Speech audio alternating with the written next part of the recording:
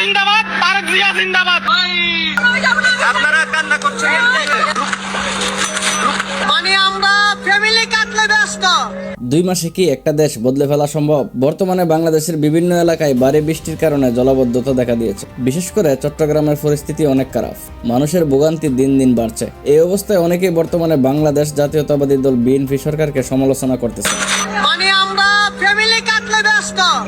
নরেন্দ্র মোদী জিন্দাবাদ, তারেক জিয়া জিন্দাবাদ, 71 ছাত্র জিন্দাবাদ।